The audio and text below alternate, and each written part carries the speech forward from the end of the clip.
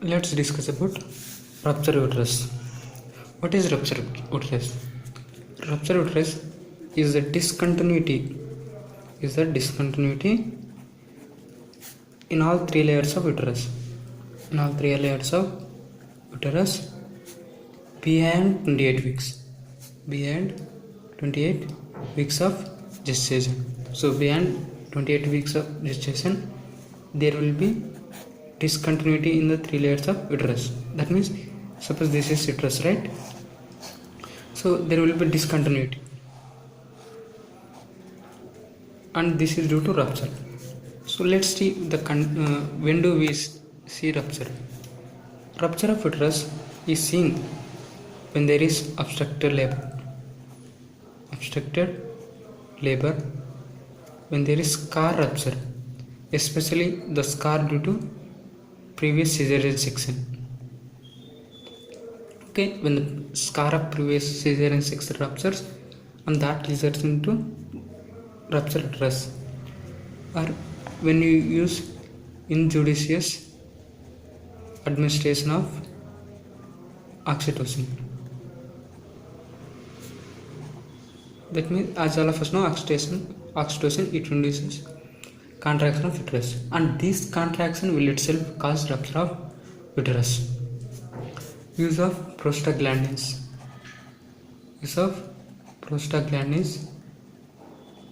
For induction of labor. And fall or blow to the abdomen. Fall or blow on abdomen. When there is internal podalic version.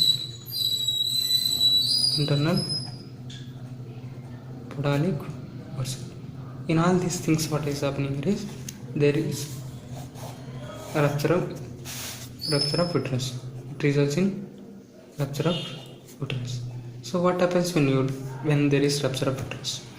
When rupture of uterus takes place, what happens is fetus will move into, or baby will move into abdomen, right? Into abdominal cavity. Because the baby is no longer in the uterine cavity, because there is rupture of uterus. That rupture results in the fetus to go into abdominal cavity. And the second thing what is happening here is there will be hemorrhage due to rupture, right? You can say internal hemorrhage.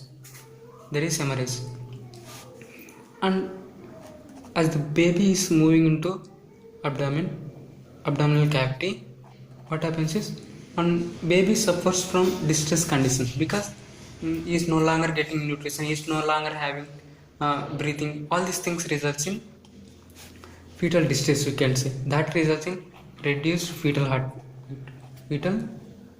heartbeat, and it eventually leads to loss of fetal heartbeat.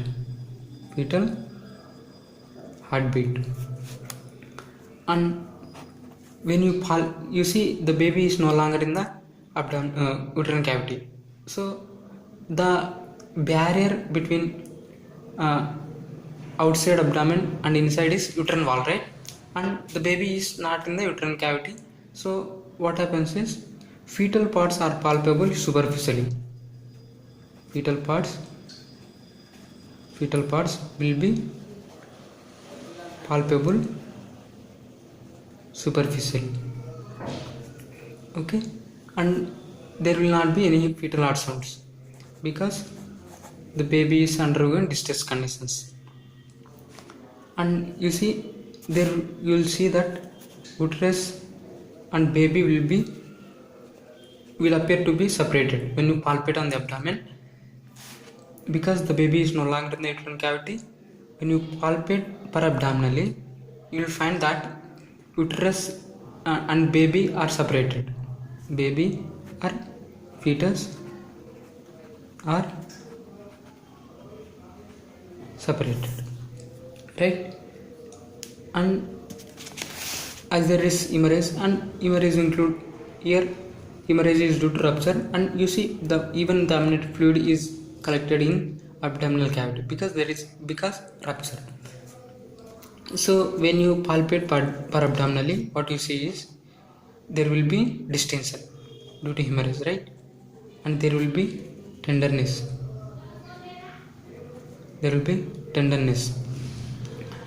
And you see, as there is hemorrhage, the women or the pregnant women will undergo shock, which results in hypotension, right?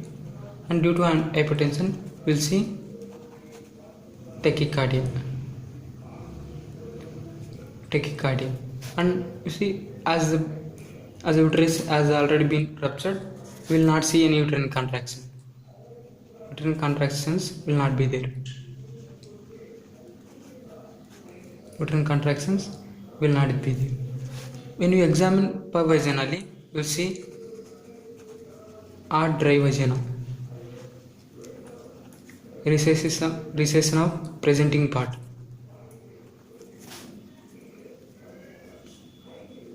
recession of the presenting part, and there will be loss of station. You will see vaginal bleeding,